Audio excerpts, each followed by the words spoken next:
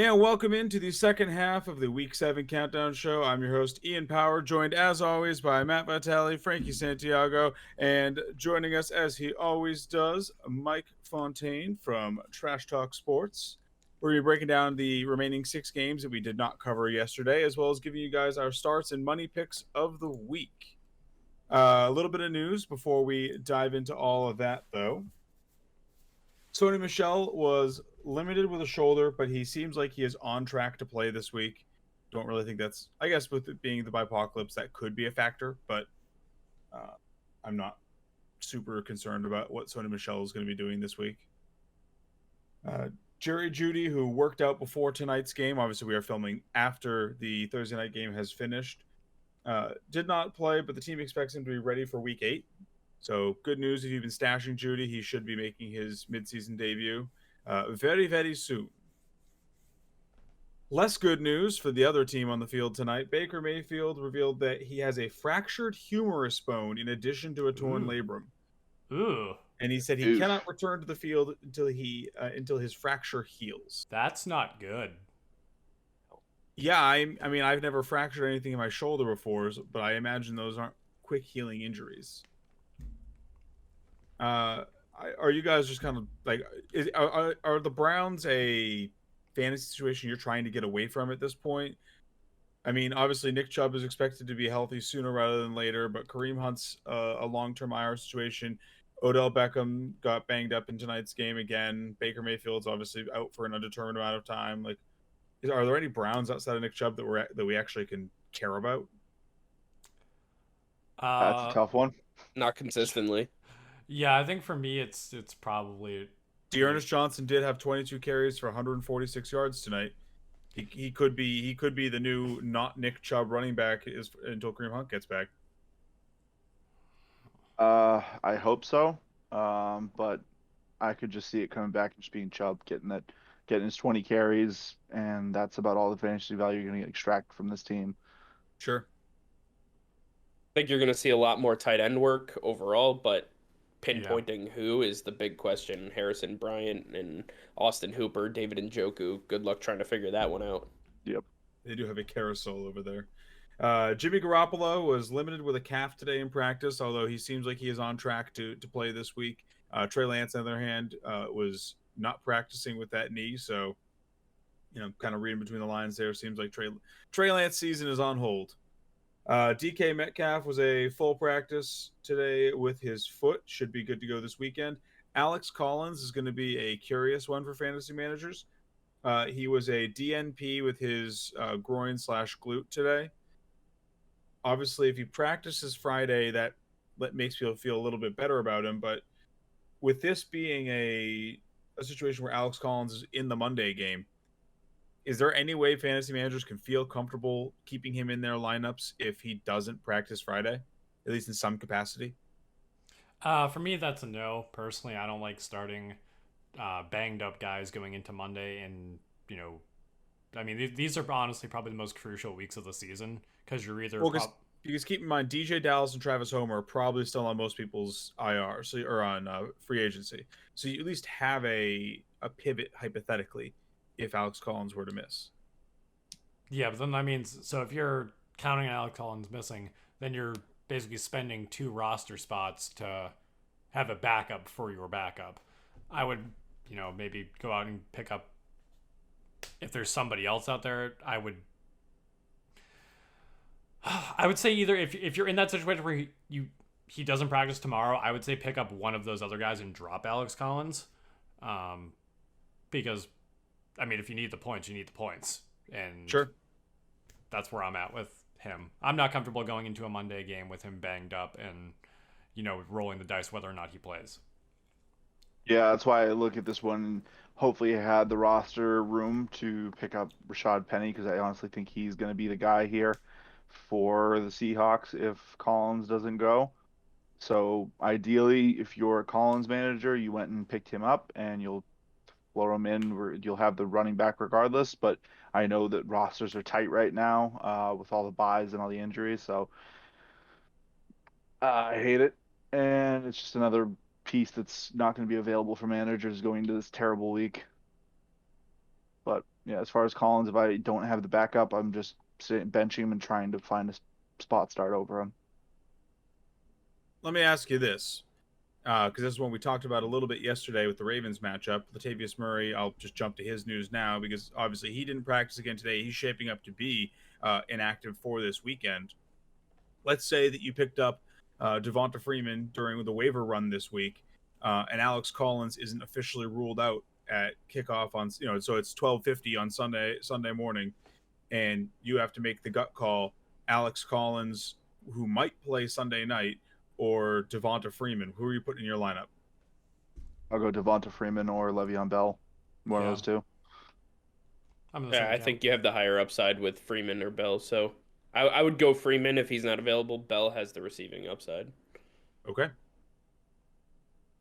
Continuing down the list here, Darren Waller returned to a full practice today with his knee. Derek Carr also returned to a full practice with a finger. Brian Edwards, full practice with a hamstring. So it seems like the Raiders should be a full go this weekend. Ricky Seals-Jones was able to return to at least limited practice with his quad injury, as well as everyone not named Curtis Samuel. Terry McLaurin and Antonio Gibson were both out there logging limited practices as well this week. If you want to hear our thoughts on what we would have done or what we would do with those players given that they're all hurt, go watch yesterday's episode where we break down the Washington matchup. But I think that they are all probably in your lineups, assuming that they're out there this weekend.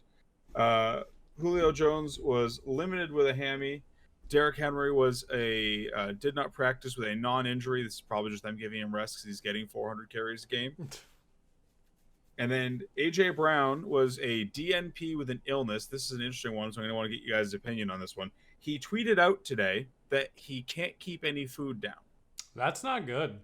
He caught this sickness like last Saturday, and now it's Thursday, and he's saying that he's sick as a dog basically. What are we doing? Like, even if AJ Brown plays this weekend with the level of sick that it sounds like he is, do you have any faith in him being able to be effective on the football field? I think he is talented enough, and I think we have enough. As much as we joke about a lot of the team doctors out there, i.e., like Philly, with how bad they are, they do have a lot at their disposals to help players get through, nicks and small pains and things like that. So I mean, uh, tell him to load up on the Pepto-Bismol and just stick it out there and see what he's got. I'm sure that their doctors can figure out a way to get him through food poisoning. Yeah, I'm kind of in the same boat. I think that you can't really, and especially with the buys, I don't think you can afford to sit AJ Brown.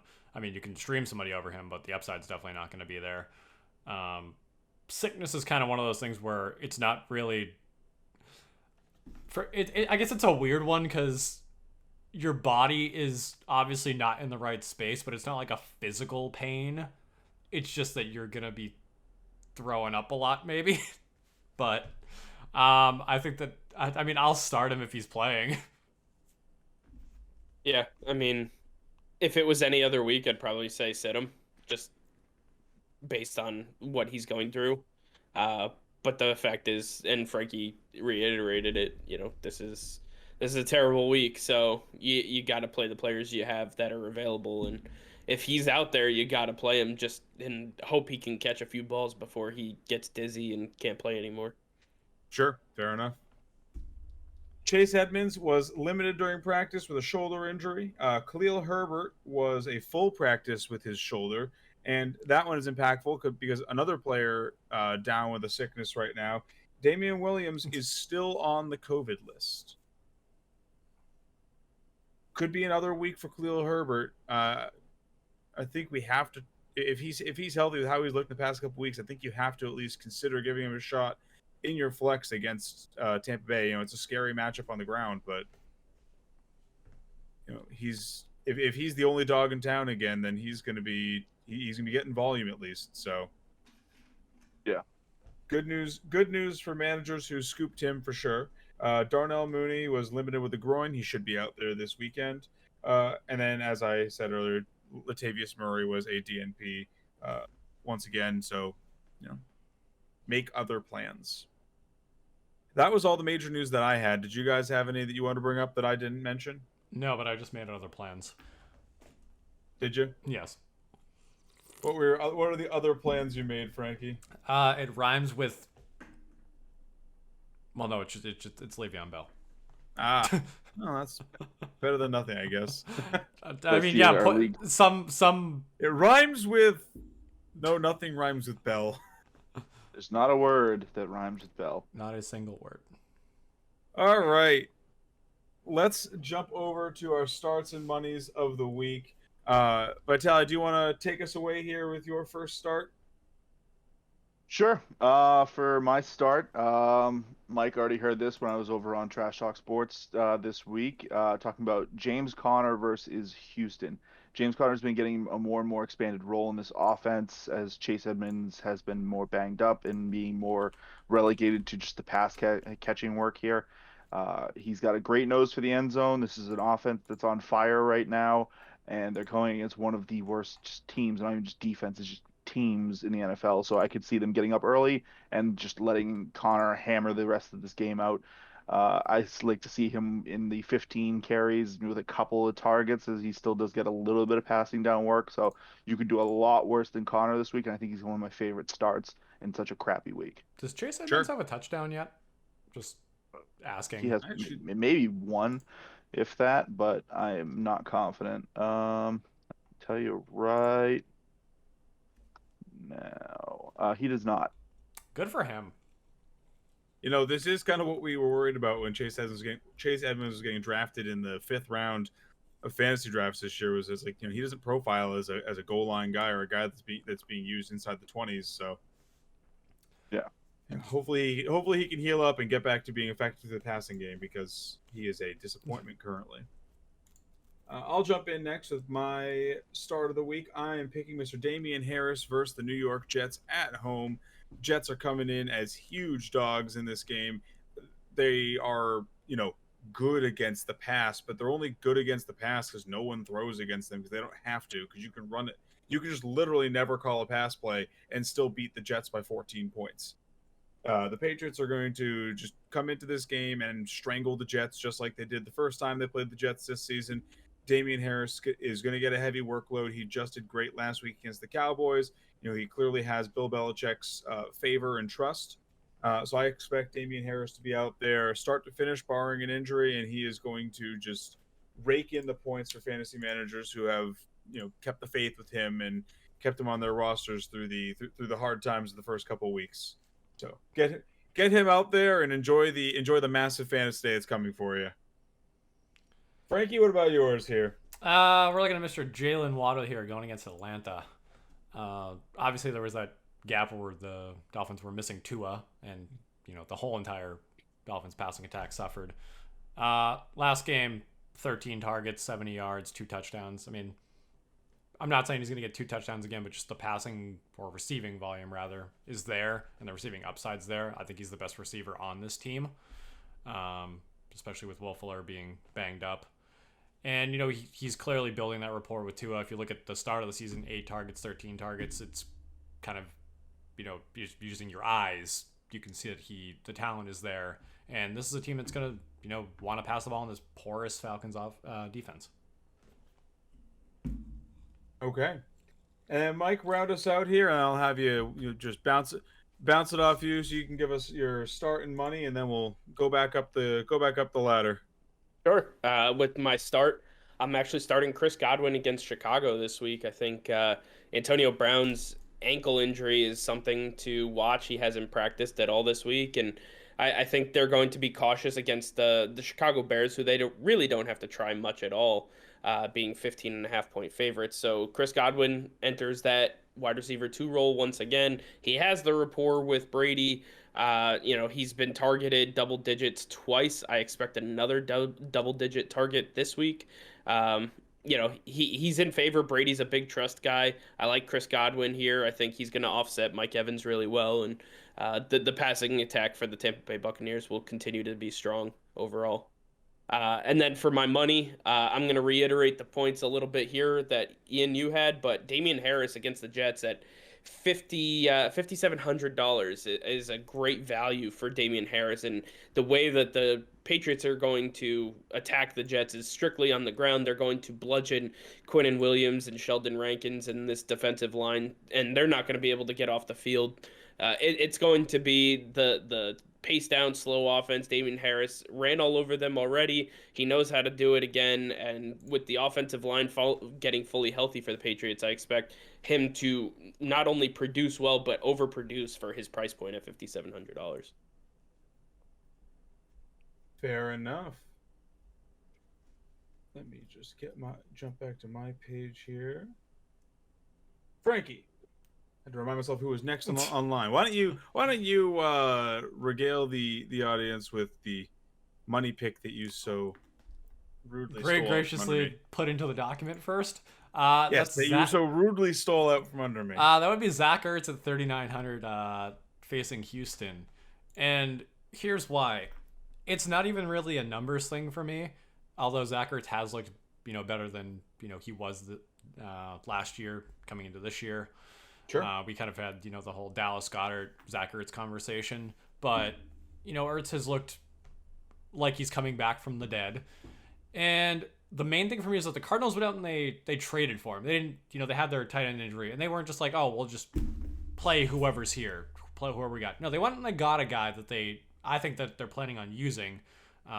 Zach has been that goal line guy before. He's been a big body in the end zone, and he's always been a guy who has the talent and is good at the position. And a team that likes to pass the ball a lot and runs a lot of plays in general, I think that the upside's there for him at 3,900. He just needs a touchdown and 30 yards, and cool, there's your money. Sure. Yeah, I know. I love it. I think this move is huge for Zach Ertz and fantasy managers who lucked into him this season.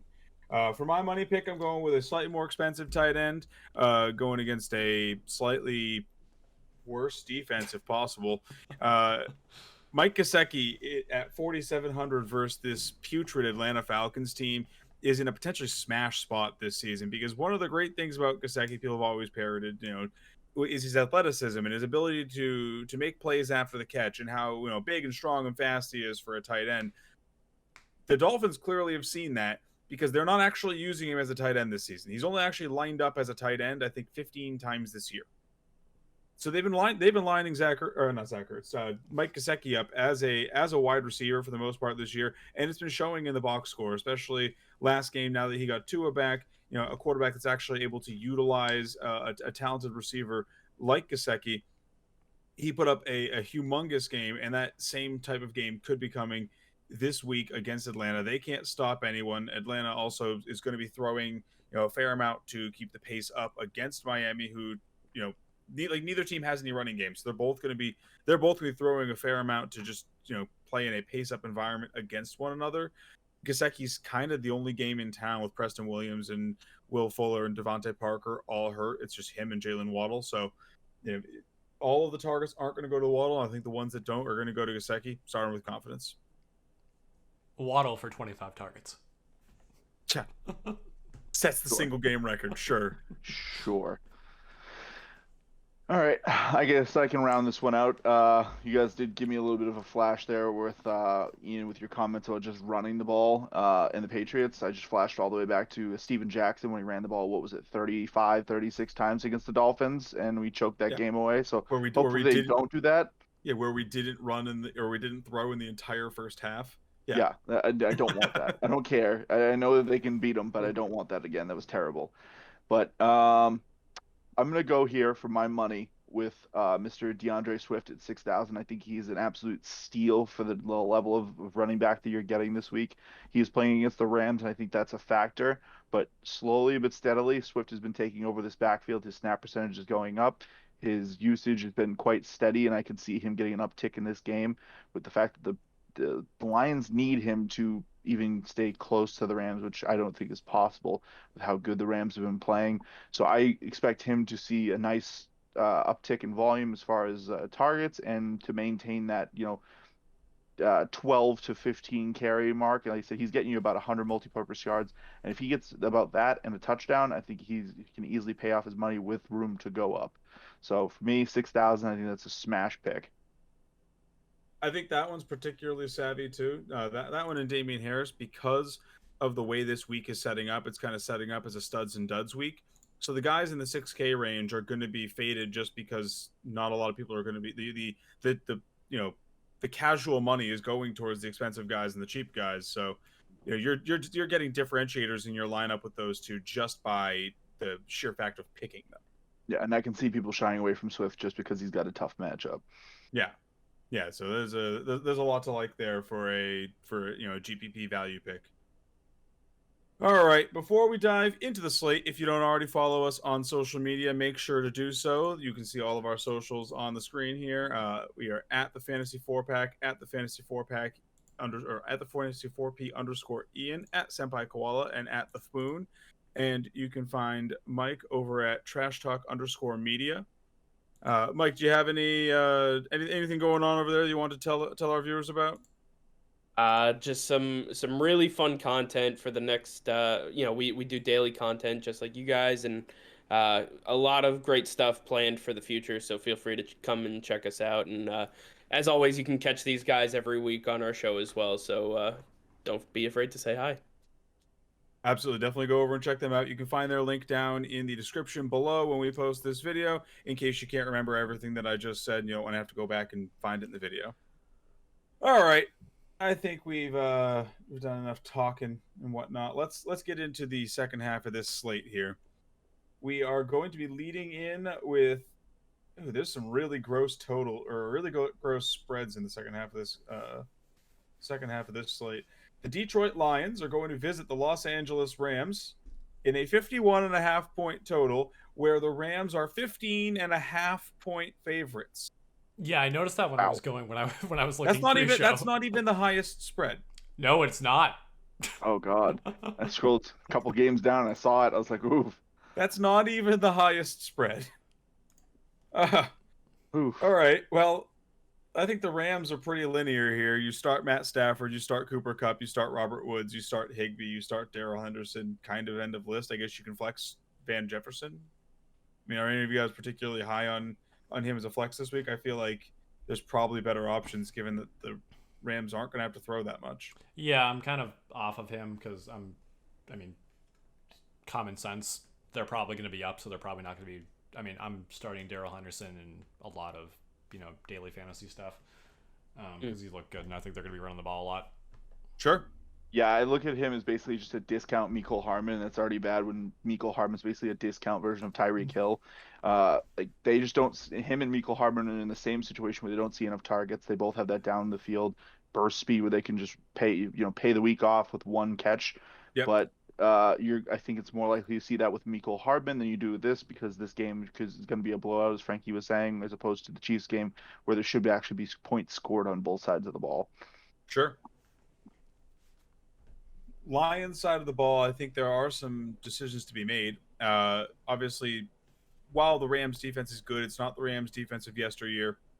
Jared Goff hasn't looked great this season, but he's going to be throwing a ton in this game because just to try and keep your head above water against the Rams. For most offenses, you have to throw a bunch. Is Jared Goff someone that you're willing to roll out there as like a second tier or third tier streaming quarterback if you didn't get Matty Ice or Derek Carr? I might. I'm not hard the no. volume. Hard no. He is going to have the volume, but if we're going to be fair to him and try and get an estimate of what he's going to produce for his managers, I would look at Green Bay week 2. They threw the ball a good amount of times. They had to play from behind because that was when Green Bay really kind of popped after that terrible week 1, and he was able to produce about 17 points, and that's his second highest total of the year. And he's just been dropping like a stone since then. Their team is more injured, and I just think the Rams are a much better defense all around than the Green Bay Packers. Yeah, I'm all the way off of him. I was initially gonna say yeah, maybe, but on top of the fantasy points, the biggest thing for me is that there's not really anyone to throw the ball to. I mean, Hawkinson's there, he's banged up. Amon-Ra St. Brown's not like your super talented receiver. He's just a receiver, and that's Just pretty solid much. receiver. I mean, Swift's there, but that's pretty much it. That's and if you got two guys who are banged up, one guy who's just a new receiver. Yeah, they're going to be throwing the ball a lot, but what they're doing with it, and if they're even making catches, is going to be, a question to be had. And this Rams defense is no slouch. I mean, they're not the Rams defense of yesteryear, but they still look good. I feel like I would start him. And the reason is because he went against this defense every single day in practice for year in and year out, and he understands what this defense is about, what they're trying to do. They're not going to surprise him with too much. And I get he doesn't have the same weapons that he had in practice. He doesn't have the Cooper Kupps, the Robert Woods, and so on and so forth. But he does have the Jamal Williams, the DeAndre Swifts. He has Amon-Ra St. Brown, who I think could have a really big game here. I think the struggle with the Rams is that they like to play their type of defense, especially against big name competition. Jalen Ramsey on a number one wide receiver, a lot of really good man coverage. But when you don't have that number one receiver, when you don't have somebody that you have to stop, it gets a little confusing for the defense because they're saying, okay, well, I'm just going to stay on this side of the field. And it's easier to game plan an offense around, okay, he's just going to be on the right side the entire day versus being able to, say, okay, he's going to take away my number one option. So I would actually start Jared Goff. I like him a little bit more than you guys do right now in this specific situation. So you did bring up a good point. He did go up against this defense a lot in practice. The biggest thing for me now that still gears are turning, he had a good offensive line, didn't he? Doesn't have a great offensive line now. That pass rush is very unforgiving. My mind immediately jumped to you because you already mentioned the weapons. Frankie, you mentioned the line. My mind went straight to the head coaches. Sean McVay, we know, is an offensive guru, and Dan Campbell his goal was to bite kneecaps off. So I think there's a little bit different philosophy going in there. But I think there is at least I could see him being a risky start. I'll at least say that. You've talked me into that he should understand this defense and how they're going to play, but it's still just hard for me to trust Goff going into this quality of a defense. And I wouldn't say start him unless you absolutely have to. Like if you're looking for somebody, Jared Goff, just as a last ditch effort, sure. I wouldn't mind starting him. And, you have the added idea that he wants to kind of stick it to the Rams any way he can for shipping him out the way he did, butchering his name on the way out. It's that there's a lot of issues here that on both sides of the ball, these quarterbacks facing their former team. So I'd definitely be interested to see what he can do. I think he's going to surprise a lot of people. Fair enough. Fair enough. Oh, wow. Jinx, I was just going to say real quick, just to kind of wrap that segment up, just because if you're watching home, you might be considering starting him. Would you take him or would you take Darnold against the Giants? Darnold against the Giants. I would take Darnold against the Giants. Okay. Yeah. Better offense, worse defense. Sure. Yeah. The Philadelphia Eagles are heading out west to go visit the Las Vegas Raiders in a 49-point total. The Vegas Raiders are 3-point home favorites in this one. Eagles are, I think, a newly trimmed up team, at least, if nothing else. They've, streamlined their target tree a bit, removed Zach Ertz from the equation. You now, know exactly where all those tosses are going. They're going to Devonta Smith. They're going to Dallas Goedert, who I believe was activated off of the COVID reserve list.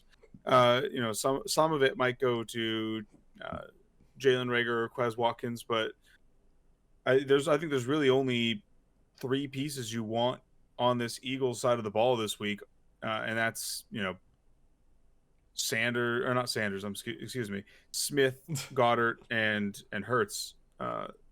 Do any of you guys disagree with that assessment? Are any of you trusting Miles Sanders after the garbage season he's been putting up and the Eagles' unwillingness to run the football? He has not looked good, like at all. He's looked bad, and the Eagles have looked like they don't want to trust him. I mean, I can argue against that just because I always check myself because I'm a big fan of Sanders and I've really wanted to see him pop off, and the team really does need to start using him. They did, the coach did come out and say they need to start feeding Sanders more. while he's not getting the carries, he is at least seeing the field a lot more than he was at the beginning of the year, hitting 83% snap count last week, and carrying the ball for 6.2 a carry. I mean, I can see him just trailing upwards, and on top of that, with how bad this week is, I feel like you're getting too cute if you're trying to sit him. It's fair. Raiders side of the ball, who are we paying attention to that isn't named Darren Waller over here? Derek Carr is obviously a very quality streaming option this week against a pretty porous Philadelphia defense. Hunter Renfro's been, a fairly consistent pass catcher. Henry Ruggs can make it happen. Brian Edwards always seems to get involved in the last 3 minutes of every game. Like, which of these pass catchers outside of Darren Waller are we trusting in this game? I mean, all of them have really good snap count. I have Brian Edwards in a few leagues. I think if I'm picking one, though, it's probably going to be Renfro. Renfro looks like he's the most involved. Edwards, like you made the joke, he gets involved in the last 3 minutes of the game. But he's always on the field, which is kind of disconcerting to me that he's on the field and not getting these looks. But, yeah, if I'm picking one, it's going to be Renfro. Honestly, Ruggs is kind of that... kind of reminds me of. I mean, he's been getting more involved lately, but the thing with Ruggs is he's kind of looking like the old Mike Williams, where he has the speed to get that long touchdown, and if he doesn't, I mean, he still puts up like decent flex numbers, but if I'm looking for consistency, it's Renfro. If I'm shooting for the moon, it's Ruggs. Okay. Yeah. Go ahead, Mike. I was gonna say I like Ruggs in this matchup just because the Eagles' defense has shown a propensity to give up the long ball, and obviously that's who Ruggs is. And I think that the Raiders' offense is trying to find their identity post John Gruden, and I think Henry Ruggs is going to be utilized a lot more. We saw him last week getting put into the fold a little bit more, so I like Ruggs right now as the upside is currently there for him. Renfro is obviously the safest choice, but I think Ruggs has the big play potential on top of being brought into this offense more. Fair. Yeah. Kenyon Drake, Josh Jacobs, you starting either of them? I'll start Josh Jacobs just because he's getting enough carries to validate his start this week. And then on top of that, for me, just to make the comment on the wide receivers, I'm starting both of them this week. It's a terrible week, and they're both, like I said, they have low floors but solid ceilings, with Ruggs obviously having the much better ceiling. But a lot of the plays here that aren't the obvious plays are very much dart throws that you're going to have to be forced into making this week because of how shallow the depth of quality is for players. Okay. Frankie, Mike, what about you guys? Kenyon Drake, Josh Jacobs, what are you guys doing with the running back duo in Las Vegas? For me, I mean, again, this is the week, so I'm probably gonna have to flex one of them if I have them. I'm not doing it with confidence because, I mean, this Eagles front seven, while they haven't looked like the typical that we've seen from them, they've still looked pretty good. And, I'm not willing to, bet my money that one of them is going to have a game. I like Josh Jacobs. It might be the definition of insanity, but I think Josh Jacobs has the ability to just show us that he's the guy that they drafted. And I just, like I said, it might just be one of those things where I'm hoping for the stars and the moon, but I believe that he has the ability to take off. And I think this is a week that he could definitely do it against a banged up Eagles defense. Totally fair. All right, let's go to the next game here. This one is, I don't think, really going to be one that there's a ton to discuss for. The total is actually a little lower than I figured it would be in this one. The Chicago Bears are heading to visit the Tampa Bay Buccaneers. Bucks are 12-point home favorites in a 47.5-point total. Start clear. I mean, I'm just gonna lead off with the Bears here because I think the Bucks are another pretty easy to outline team. The Bears, you start whatever running back is healthy for them. Maybe you start both if Damian Williams gets out there somehow, because the last time we saw them both in the field, they both had enough carries to make fantasy managers happy for both of them. And I think you start Darnell Mooney and that's it. Yeah, no, I'm in the same camp. Do you start a running back against the Buccaneers defense with that front? That's my only concern is that with the way that you have Vita Vea and you have Ndamukong Suh right up the middle, the Chicago Bears offensive line is Sure. atrocious. I would be afraid to throw any running back that Chicago has to offer. If you have other options, by all means, I would say start somebody else. But I mean, again, this is one of the worst weeks to have options. So if you Yeah. have to, best of luck. I will say too, from what I did watch for the Bears game last week, they were, rather than running draws, they were going a lot on wheels to the outside. I mean, Herbert's got enough speed to break around the outside. Yeah, I mean, just like I said, I didn't watch all the Bears game last week, but that's what I saw them doing a lot, and I think that's what they're going to try and do against this Bucs offense or defense, Sure. where the middle is definitely going to be clogged. And with the speed, I'm not happy to start him, but if you probably have to. Yeah. I like how in my obvious starts I didn't include Allen Robinson, and none of you contested it. Oh no, Like, yeah, Allen Robinson is just dead to fantasy managers. one of us may be rostering Allen Robinson, maybe a little bit upset about it. One of us was rostering him for 2 weeks, and I shipped him out immediately, and I have not looked back. Tampa Bay side of the ball, I think the only question is, what are you doing with the tight end situation? Are there any, especially if Antonio Brown is going into this week banged up, are there any tight ends in Tampa Bay that we're trusting? No. For me, no. If you're not named Gronk, then I don't want you. Okay. Brady's a trust guy. He doesn't trust Brate, and OJ Howard is MIA. So Sure. I mean, he's been MIA since he was drafted. I mean, there was that little flash where he was supposed to be something, but that is a long forgotten history. Yeah, you forget that he was supposed to be really good at sometimes. All right, let's jump to the biggest blowout on the slate. We've got a 47.5 point total here. The Houston Texans are heading to Arizona to go play the Cardinals in a 17.5 point underdog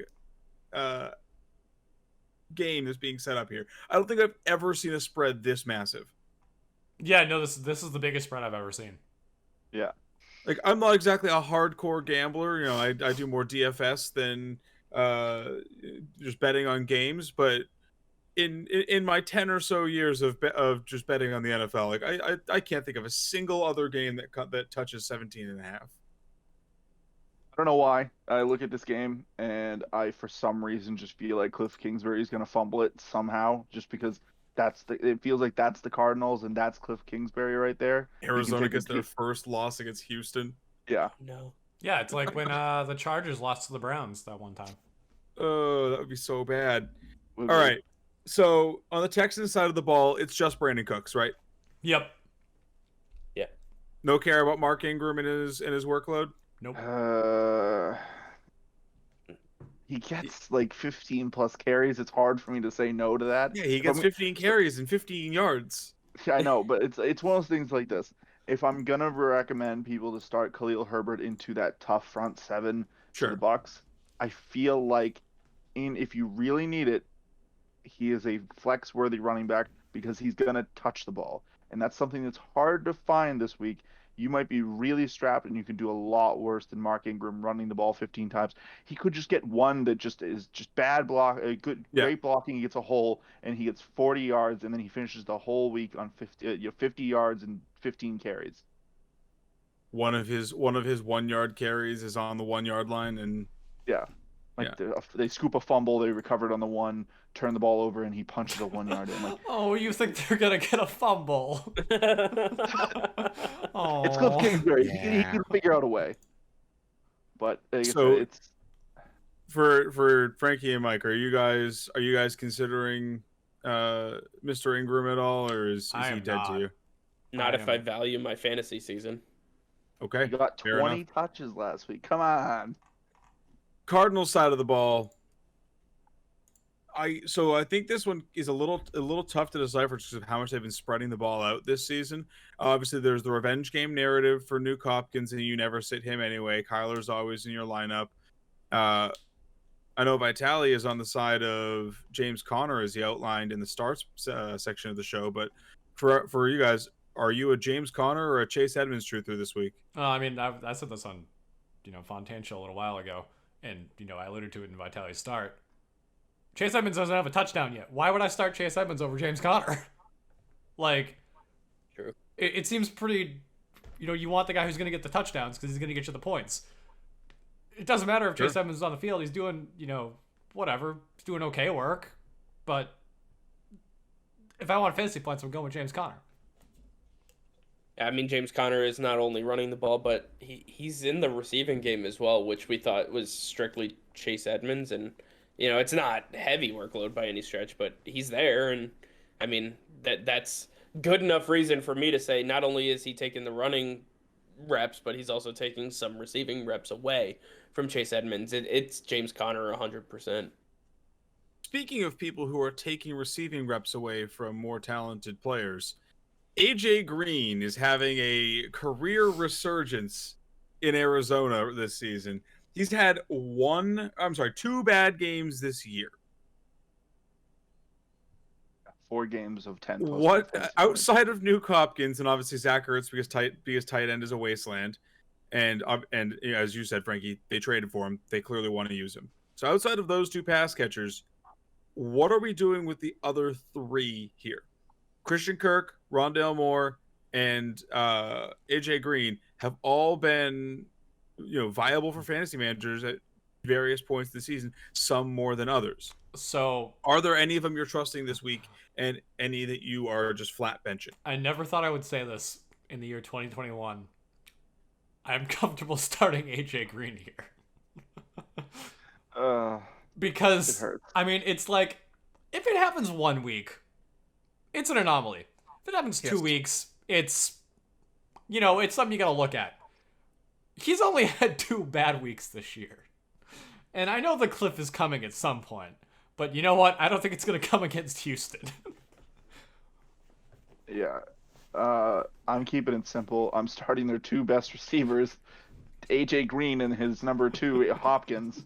This is just ridiculous this season. I hate it so much because there's so many great young receivers on this team that I think should be elevated. But AJ Green is just hanging around. He was doing this to T. Higgins last year. Now he's doing it to the entirety of this roster. It's insane, but you have to follow what the coach staff is doing. They're giving the ball to AJ Green. That's where the fantasy points are going, so you start him. I like that he's, with the exception of against San Francisco too, he's getting exactly 6 targets every week. And he's basically catching 5 of them every week. It's in his contract. They're just the AARP whisperers. They specialize in wide receivers over 35. All right. I think that's enough old people jokes at the Cardinals. I assume that their defense is a smash start for all of you. Yes. Mm-hmm. Yeah. Cool.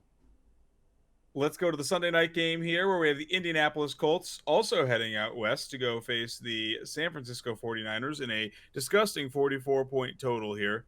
Colts are 4.5-point road dogs in this one. For a team that is, more than a field goal favorites, I really hate the 49ers in this one. Yeah. I mean, I'm trying to find upside in this matchup, but it's like, Kittle's not playing. Brandon Ayuk's been disgusting. The running game is just a mixed bag of nuts. Like, I feel like it's Debo or bust in this game for the 49ers. Maybe if we start. Are there any of you guys that are there any guys that you guys are looking at that aren't named Debo that you're willing to trust in this one? I mean, I think if we all start tweeting now at Shanahan, we can bully him and just getting Ayuk the ball more. No, please no. I've already traded him away everywhere. If I need to, I will reluctantly start Ayuk because it doesn't make sense why he's not getting the ball, and I want to believe he's being Dante Pettis. But as far as the running game goes, I mean, I'm just gonna shrug and say Elijah Mitchell, but I believe JaMychal Hasty is back this week. Does that worry you at all? It's a weird week, so it worries me, but Maybe. I'll flex either of them if I have them. With how bad Shanahan is with his running back, so we're just gonna see Ayuk line up as their RB1 this week. He's like, fine, I'll use him. Only as a running back though. I'm like, fine. But Colts no, side of the ball, Jonathan Taylor is obviously a smash start. Michael Pittman, are you guys trusting Pittman this week? I'll roll him Yeah. out there, yeah. What about? Go ahead. I was gonna say, it's like I did become a little worried about him last week with how Hilton was kind of taking back his role. I think that was kind of just them putting him out there to see what he could do. Hilton got a little banged up, came back, got banged up again. They lost Paris Campbell. Like, Pittman is their healthy option. They need to just understand that he's their guy and just go to him. Like, Also, he's the best weapon out there. Hilton called himself 50-50 for Sunday night. So, Love that. and he is T.Y. Houston. He is not playing Houston this week, so he reverts back to regular T.Y. Hilton form. Yeah. Anyone else on this Colts team outside of Taylor and Pittman that you're willing to trust this week? Trust? I mean, no. Mo Alley Cox is in a nice matchup. Nyheim Hines is still on the team. I was going to say Mo Alley Cox. I think with the tight end position as bad as it is, I know he only got one target last week, so that's scaring a lot of people, but he's catching everything that's thrown to him. He's such a big body, and they can only cover so many people. I think Mo Alley Cox is going to be a really big red zone target. I think with the tight end position the way it is, you got to throw him out there and just hope for the best. Yeah, that's what I was gonna say. He's a great dart throw, and he could easily see 4 or 5 targets, and that's all he needs to pay off. Yeah, if you're, He does like to if you're catch searching for a touchdowns. touchdown, I have no problem with Mo Alley Cox. All right, let's round out this slate here and jump on over to the Monday night game in somehow an even lower total, 42.5 points in this one. The New Orleans Saints are 4.5 point road favorites against the Seattle Seahawks in a just battle of the backups. The New Orleans Saints have no starters on their offense that aren't named Alvin Kamara, and the Seattle Seahawks have no starters on their offense that aren't named DK Metcalf. And I'm only slightly kidding when I'm wondering if there's anyone that isn't those two players that you guys are rolling out there in this game. I might stream Marquez Callaway, and that's because I'm streaming Marquez Callaway in one league. But that's... so it's not you might stream Marquez Callaway, it's you are streaming. No, I'm saying, like, if this is me advising other people. If you have to stream Marquez Callaway, somebody else is doing it, so you're not alone. Yeah.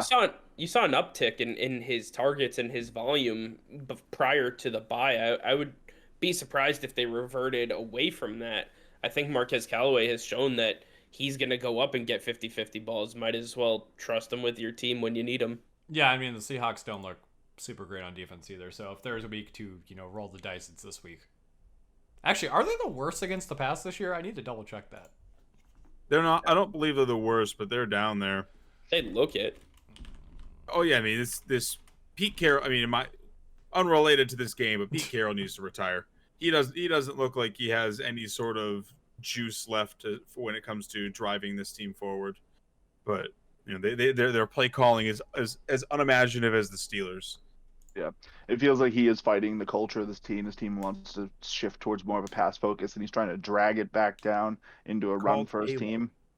Like, yeah, but as far as people that I'm starting that aren't obvious, Callaway is probably the only one I'd recommend, and even still, I'm super shaky on that just because, as we've seen with Callaway, he either gets a bunch of targets and he comes down with a few of them and gets good yardage, maybe a touchdown, or he does absolutely nothing. So he's in that, like, Mecole Hardman, Van Jefferson area. I'd say I put him above Van Jefferson, but probably below Mecole Hardman. I gotta say, I like the mind meld going on here, where I once again didn't bring up a star wide receiver, and no one else brought him up either. Tyler Lockett is off our board as well. Goodbye. See you guys next week. I sold Tyler Lockett after Tyler week Lockett 2, and show. I'm so happy about it. Oh yeah, no, we were telling everyone to trade him after week 2, and if you didn't, sorry, that landmine's on your team now. Man, Oh yeah. the first 2 weeks, Tyler Lockett homers were just waving the banner, just trying to be like, I told you so. I Yeah. told you so. The How week those 2 4 victory weeks after laps. that? Yeah.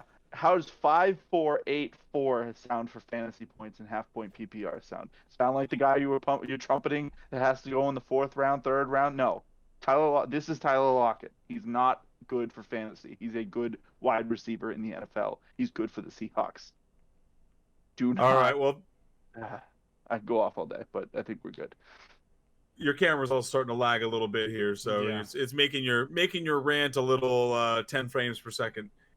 Lockett heard. But that'll do it for us for the Week 7 Countdown Show. If you have any specific lineup related questions, be it start sits, trade questions, anything of the sort, make sure to reach out to us on Twitter. That is the best spot and really the only spot to reach us. Obviously, we'll answer the comment section on the YouTube videos as well. If you try and reach out to us on Instagram, we may never see your question. You guys have any closing thoughts, or am I good to wrap this one up? I only answer lineup questions on Sunday morning at like 10 a.m. So if anybody needs me, that's when you can best reach me. Well, Frankie's coming through as a robot right now, so I can barely hear what he's saying. So on that note, we will close this one out and see you guys next week.